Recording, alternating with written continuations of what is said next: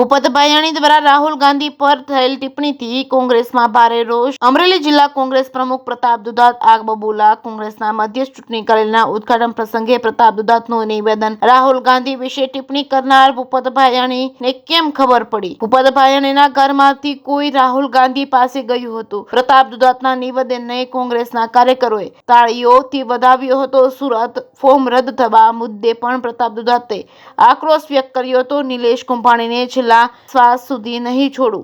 કોંગ્રેસના ઉમેદવાર અને 3 ટેકેદારને જ કોઠીમાં છુપાવવું હોય તો ત્યાં છુપાઈ જાય તેવું પ્રતાપ દુધાતે જણાવ્યું હતું। CR પાટીલના ઘરે રહેવા જવું હોય તો જતા રહેજો। હવે સુરતમાં કાં તો પ્રતાપ દુધાત રહેશે કાં તો એ રહેશે તેવું પ્રતાપ દુધાતે જણાવ્યું હતું। મેં અનુભવ્યું છે 20 ગામ વચ્ચે 200 જણા નથી થતા, 100 જણા તો ગાડીમાં જાય, 50 જણા આમાં બેઠા વાતો કરતા હોય ત્યારે જનતાનો મિજાજ આપણી ભેગો છે।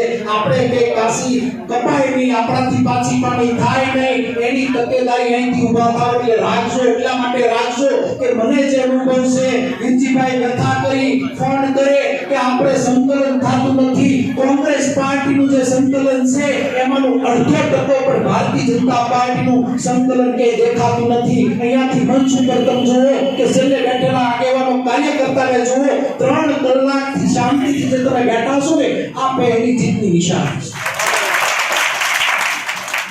વાત રહે આપણા 15 દિવસ, કોઈના ખિસ્સામાંથી નાનું મોટું વપરાય ને કોઈના ખિસ્સામાંથી કઈ જાવત થઈ જાય ને કોઈના ખિસ્સા સુધી વાત ના પહોંચે તો મારી ફરજ બને પ્રતાપ દુધાત 3 વાર ધારાસભ્ય બન્યો હોય, 1 વાર ધારાસભ્ય બન્યો હોય, જિલ્લા કોંગ્રેસનો પ્રમુખ બન્યો હોય, કોઈ તાલુકા પંચાયતના પ્રમુખ બન્યા હોય, કોઈ જિલ્લા પંચાયતના સભ્યો બન્યા હોય, કોઈ કારોબારી બીજું ત્રીજું, પાર્ટી થકી આપણી ઓળખ ઊભી થઈ છે।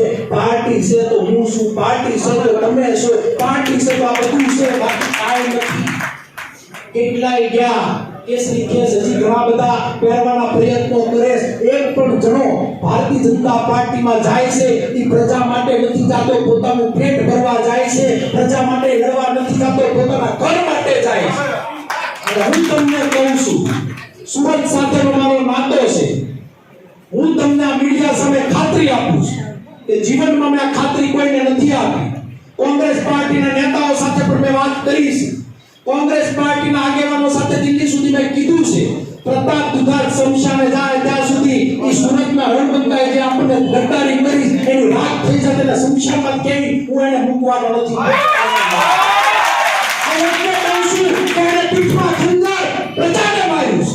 કોંગ્રેસ પાર્ટીને નુકસાન કર્યું છે, સાથે સાથે પ્રજાને માર્યું છે। આ મીડિયા મારફત ઈ 3 ટેકેદારો, આ મીડિયા મારફત ઈ કોંગ્રેસના ઉમેદવાર, તમારે જ્યાં કોઠીમાં ભાજપની આડમાં હંતાઓને હંતાઈ જાજો, તમારે CR પાટીલના ઘરમાં રહેવા જવું હોય તો જતા જાજો।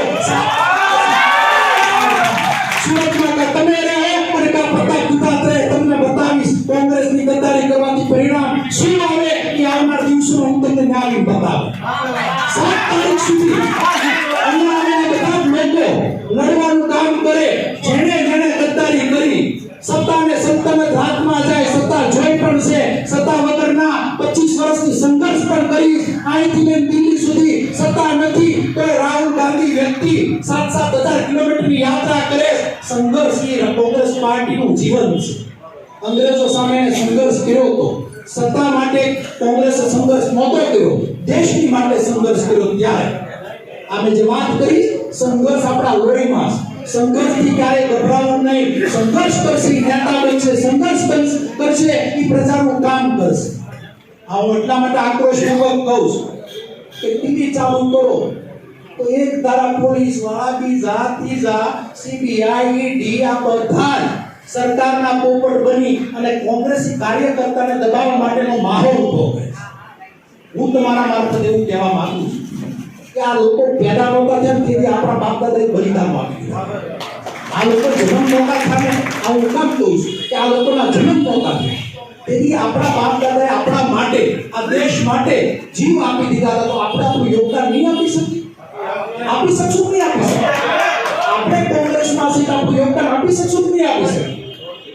હવે પછી જે બાકી રહેશે સંમેલન, હવે પછીની જે વાત કરી પ્રમાણે આગળ વધવાનું છે।